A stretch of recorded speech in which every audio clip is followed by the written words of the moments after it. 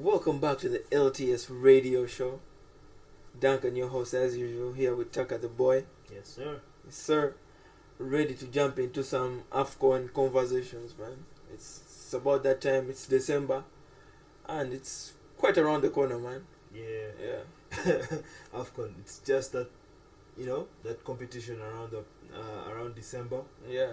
I'm sure the guys playing in the top 5 leagues in Europe always hate this time. Every 2 years it just comes knocking around the corner. They know their best African players are going to leave. It's they're always gutted, always asking us to push it to the summer. But let's be real, yeah. If the sun is hot in December, how do you expect it to react in the summer, especially in places like Morocco where it's being held this year? True. Yeah. True. So, what do you want us to talk about? Oh man, I think we can begin it from home. Surely, man. We are in the Afcon Cup. We're in the thing, man.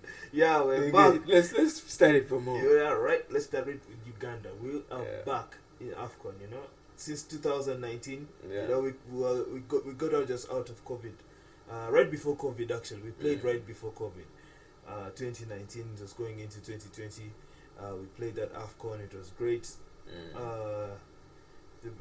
Uganda went into the knockout stages. It was a monumental thing for us because the one before that 2017 didn't work out for us. It wasn't a good campaign. Yeah, it wasn't a good campaign, but the first time in a long time to be there. So we would take what we would get. First time shiver. Exactly. 2019 was really impressive. 2022. Yeah, we won't talk about that because we didn't go through. So we're back now, 2025, Afcon, Uganda, it's happening. Back amongst the big boys, man. It's something interesting, man. I didn't know we were 15th in the whole continent, man. Yeah. So, it's crazy because we don't have the greatest pedigree compared to our African brothers, especially the guys in West Africa. Those guys have football written in their genes.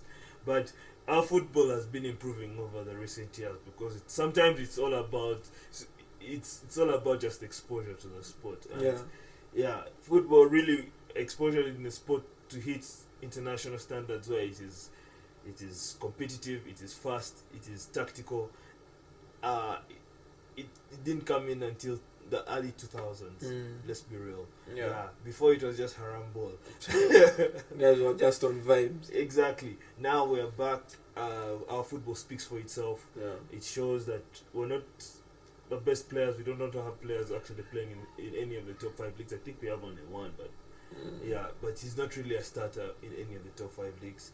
So it's just good football. Our players here in the local leagues, in KCCA, in URA, in Vipers, all of them are showing up. We have others who are playing in other leagues, also within the continent, who have won Africa Cup of Nations. Our Champions League, actually, not Africa Cup of Nations, our Africa CAF Champions League. They have played there, they have gone to finals there, they have been in competitive zones. They show that they have the football, and we're here. Interesting, man. How would you put Paul Putt's influence on our style of play and what we've managed to achieve at this point? Because I could see his handprints all over this whole team. Yeah, his handprints are definitely over this team. I'd probably say the fact that he has put more structure. Our team always had some sort of scandal or some sort of politics happening behind it, but no, this time it's should I say smooth sailing for the team.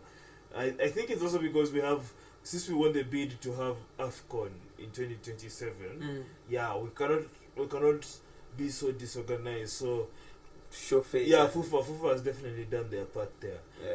So that they can show face. They're trying to work on the infrastructure so that they can have this event actually pass through within the country without being a total embarrassment. And they're definitely working towards that. So for him to fall within that space and that environment, he has it's good. He's a good coach because he has now worked on us. On the structure of the team. So that's what I think, that is the biggest thing, the environment, and also him coming at the right time. He finds it just in the right moment, and if he's a good coach, the work will speak for itself. Okay. Yeah. Interesting. What will be some standout players you could look out for in that Ugandan team? I mean, obviously, Alan Okello is the one who's always in people's mind, but I'm pretty sure he can make a good cameo, you know. Yeah. However, I like Aucho. Yeah. Yeah, he's a good player. Okwi, I think Okwi would do well to score more goals, especially for the Ugandan team. But he definitely works. He works hard. I think he's one of those versatile players who have lungs in their in their bodies, and he can't stop running. And you know, our football it's really free flow. I don't want to say free flowing because we cannot compete with some of the best in the world. Yeah. But I think he tries to put in that sort of mentality to be able to freely move with the ball in certain areas, but still fall back, you know, and defend. Especially when we're at home, because we don't concede much when we're here in Nambole. Thank God it's coming back. Next time we'll be here. The squad needs people like that, to be honest. Yeah. We have individuals like that in the group, man, that solidifies that camaraderie. I'm sure through those tough times, people like that have to really show their character to. Yeah, but I'd also want to highlight, like, it's not just having these players. We also have to be mindful about the group. Yeah, man, the group is really mad, because to have Nigeria obviously being one of the biggest teams in Africa, I'll probably put them in top 5 in the continent, you know. And then you have the likes of players like Osimhen. That is a person I don't think we have played Osimhen in an environment where he thrives, you know. Yet, because sometimes I think we get him in injuries, we haven't really played him. The last time we played Nigeria, he wasn't. I don't think he played. I don't think he played for us here in Angola. Yeah. But in an environment where he thrives, it's going to be a very hard thing for us to hold back. Interesting to speak about Nigeria, because that's our third game, right? Yeah. We play Tunisia. Tunisia will be the first time. Game week 1, then game week 2 we play Tanzania, and then those ones I expect us to beat. So, all due respect to Tanzania. For Chizima, that should be our show 3 in the back. Yeah, exactly. No offense to Tanzania, but bro, this is the team. That should be a proper 3. Tunisia, the worst I could expect would be a draw, man. But at least we should get something from that game. If we can get that, most preferably if we beat Tunisia or draw with Tunisia and Nigeria and win Tanzania, that's enough to take us through to the knockouts. I put us to go to the knockouts this year. Surely, if in 2019 we managed to big boy the group with like 12 points, man, surely we can try and do it again. Yeah. We can definitely do it again. Yeah, surely that Nigeria game might be our only hiccup, but from there, I'm sure it's easy pickings, man. Exactly. Easy pickings. Yeah. Shifting over to maybe another group that looks kind of solid. Group F. I think that is the hardest group in this Afcon. Yeah, Cameroon, Gabon, Ivory Coast, and Mozambique. Oof. Cameroon and Gabon. Two heavy hitters right there. Yeah, they're very. You're not forgetting Ivory Coast, man. God damn. It looks like the most terrifying group, to be honest, right here. And Cameroon and Gabon, I think they're neighbors, so they're used to playing each other. It's a bit of a rivalry. Yeah, it's a bit of a rivalry right there. They've played each other a lot over the years. Aubameyang is still playing for Gabon. That man. Yeah, right. Big man is still kicking it for Marseille right now in the Champions League, bagging a brace the other night. Exactly. So why wouldn't he keep gunning guys in African countries? Man, he's 34. He's 34, 35, and he's still playing like he's still 28. He has really done very well over the years. People thought him going to Saudi meant that his career was ending, and then he just comes back a year later, scoring goals for Marseille. So this season is also top for the man. And Mozambique looks like the surprise guy, just put some grit into this group, man. Yeah, you can't say it's an easy team to play as well. They're definitely going like the underdogs into this group. Huh? Yeah, it's going to be really hard. I don't know how Mozambique fans are probably thinking going into this Afcon. So are they writing themselves off? Me, I'll be on blind loyalty. We're there until we're out. What are the odds of them, to be honest, making it to the next wave?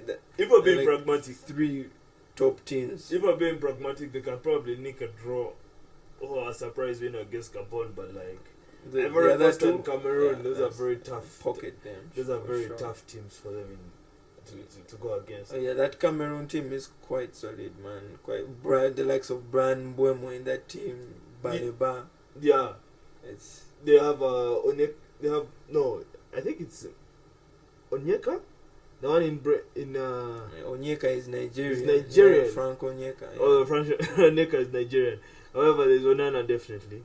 Yeah, it's interesting you talk about Onana because in the previous call-ups they've actually been dropping him. So they actually dropped him for this one as well. So it's not looking good. Now that I remember, yes. He's not going for Cameroon this year. Yeah, well, once he left United, it's been downhill from there. So not really. For Trabzonspor, I think they're third in the Turkish league. He has been bagging, 1 or 2 clean sheets. Yeah, but he still has some howlers in there. I've been following my guy, so... Yeah, exactly. Anyway, so he's not going for Afcon this year. Yeah, so it all rests on Mbeumo's shoulders at this point to really carry the team through, but Group E, Algeria, Burkina Faso, Equatorial Guinea, and Sudan. I think that's an easy group for Algeria. Algeria will clean set. Yeah, but however, there's this group of Senegal. Senegal being obviously the best African, best number 1 team in Africa. If we're talking about rankings, they have their team is so stacked for quality. I think they're the most talented squad in the whole of the continent. So, because the players like Iliman Ndiaye, Sadio Mane, Nicholas Jackson, Ismail Sarr, Mendy, Edward Mendy rather, who was people still have forgotten about him, but he was in the Ballon d'Or ranking. I think he was number 1 in Ballon d'Or rankings in that year they won the Champions League. He took the Golden Glove, I think. He took the Golden Glove. Pape Matissa from Spurs, Idrissa Gana Gueye from Everton. Yeah, so much quality. El Hadji Malik Diouf. That's a player I want to watch. Bro. That's a player I want to watch. He has a wonderful left foot. I love his football, bro. Still have veterans like Koyate still in the team.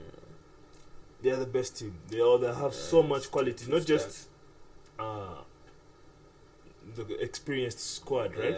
They have a lot of young players who can fall in there, all within the ages of 20 to 25. So they're definitely the ones to be looking out for to win, just because of the players that they have. However, we cannot just brush off some of the other teams, like the Nigerias, the Ivory Coast, Egypt. Egypt has reached finals a lot of times, although they have been unlucky and lost a few of them. I think Group P might be the second most difficult group if you're looking at just pound for pound hitters. Angola in there, Egypt, as you've said, South Africa and Zimbabwe. Wait, Angola, South Africa and Zimbabwe in the same group? Yep. That is that is a simulation. That is a proper simulation. Those 3 of those guys are they're right close to each other. Same area. That would be a fun group to watch. There will be a lot of drama in that group for sure. And DSTV will milk that. They will milk all the storylines in that group. Feels like Egypt, SA, and maybe Zimbabwe might be my favorites to come out of this. Yeah. With Zimbabwe in a close third. Yeah, that could work. That could work. But only obviously the top 2 will be the ones to go through to the knockouts. Yeah. Yeah. So Egypt. Who do you think? Egypt or South Africa? I pick South Africa. I also back SA as well. The attack is very good, and they qualified for the World Cup. On top of their group. That was an insane qualification for them. That team is dope. Their team definitely is dope. I mean, Lyle Foster from Burnley. Obviously is the main is the face of the South African team. But most of their players be playing in the PSL. It's still the best league in Africa. It's the best league, man. It's still the best league in Africa. Can't really knock them for that. if we're just talking about investment into the league. Egyptian league also and the Moroccan league. Yeah, they even knocked. They were number one in the qualifiers group. Beating the likes of Nigeria there. So made sure Nigeria had to go for Confederations Cup. So that SA is a team to look out for. So if you're placing man, guys, look out for that. Group A obviously rounds it off with Comoros, Mali, Morocco, and Zambia. I think Morocco pockets that as I'm seeing. Zambia is also not an easy one, but I mean they were champions, but that was like cup. I think it's like should be 10 years ago by now. It should be 9-10 years ago. The last 3-4 Afcons ago. Yeah. But that was a very emotional. It's a very emotional Afcon for them. That Afcon was Chipolo Polo. No, it was emotional because you remember they lost a plane. Remember there was a plane of their players that crashed and they died, and then they went for Afcon. They played and they won it. So they have that pedigree from that time, but that was like a Leicester season for them, you know. It's very emotional. Only like it had that sentimentality and for their coach to drag them and their players to get them that trophy for their country. It was a very big thing for them. Yeah, true. Anyway, still some more players to look out for, just in case you haven't mentioned some people around. But the likes of Dango Ouattara are still out there, and the likes of Burkina Faso also. Riyad Mahrez in Algeria is still a man to look out for. Mola Lukman, Ahmad Diallo, Frank Kessie. African Cup is truly stacked. Omar Mamouche. Omar Mamouche. Yeah. You know, we need to talk about Egypt because I didn't actually want to talk about it. I know it's a painful subject for you around right now, the Mo Salah issue, given the Liverpool strains right now, but let's not. I still think he's the best player in this Afcon. I still think he's the best player in this Afcon. I mean, if Hakimi misses it due to injury, he's still the best player in this Afcon in my eyes, because no one is sure to reach further carrying a team like Egypt than him. If they gave this to any other player around there, surely it has to be more. If you put a comparison, you look at like Pierre-Emerick Aubameyang, who's in Gabon, and they do not have so much quality. They have some good players like obviously Lemina and so on, but no one to his levels that can carry the mantle with him. And so to go to finals and try to achieve Afcon, reaching quarterfinals and semis, always top in groups in qualification. I still think he's the best player because of that. Aubameyang hasn't done as much as Salah has done, carrying a team of equal stature, if we're looking at squads. True. So he's still the best player in my eyes. However, this football now is not just about a player like it used to be. It's now about the team. Form, team, exactly. The quality within the playing team. In. So many, man. Anyway. Yeah. That's the likes of Nicolas Pepe are still out there, man. That's my guy to look out for. He's been on a resurgence this season. In Villarreal? Yeah. Samuel Chukwueze. Shout out to that boy, man. He's been killing it in Fulham. 3 goal contributions in the previous 3 games for him, so big shout out to him. Bertrand Traore as well. Remember him getting a goal for Sunderland against Chelsea the other game. So I mean, there's definitely players like that, but who do you think? Who would you be looking out for? Which country are you putting up to be? To be honest, it's the champions in the end. I just have to put my eyes on Senegal right now. They have too much star power in there. My man Ilman Dia, I expect him to have, I think, MVP spot for African Cup, man. I don't know if we shall get a surprise. You know, boom, like a Zambia story all over again. All the way Nigeria won it when no one was expecting it. Hopefully we get another Cinderella story, maybe. A Cinderella story, hopefully Uganda. You know? We need to put ourselves out there. Man, interesting, man. We have to pump our boys up, but shout out to Uganda, man. Hopefully we make it deep into the competition. Surely we can even nick it, though. We can definitely nick it. I want imagine a story where like we come into East Africa is close favorites, or even we win it in 2027 because Nambole were almost unbeatable. we could definitely nick it, but I think the 2027 story would be much more.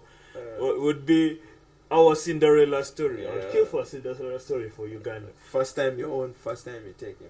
No, first time, like, remember in 1966 when he reached the final, you know? That one, we played away from Uganda, and everyone has always been talking about it. Like Uganda. For us, that is the last time we had done well in what? FC. Exactly. Yeah. Now to come home, the one place where we know we never lose. I don't care what anyone says. Bring us Morocco tomorrow. In Nambole we shall win. Yeah. I would like us to win it here in East Africa, just with our neighbors right here. We go and take buses to what to Nairobi to watch the final if it comes to it. I'd prefer it here in Mandela Stadium, Nambole. I even walk right there. Maybe the comment section can tell us, man. Guys, let us know your thoughts, man. Would Uganda really pocket boys if we brought Afcon home to the Nambole Stadium, man? You never know. Make it to the final and it's us versus the Côte d'Ivoire, man. We pocket the defending champions. You never know, man. You never know. Man, fingers crossed we win it in 2027. Yeah. But this year, I still put us to reach quarterfinals. Anyway, guys, thanks for listening. It's been the LTS radio show again. Peace out. Peace out.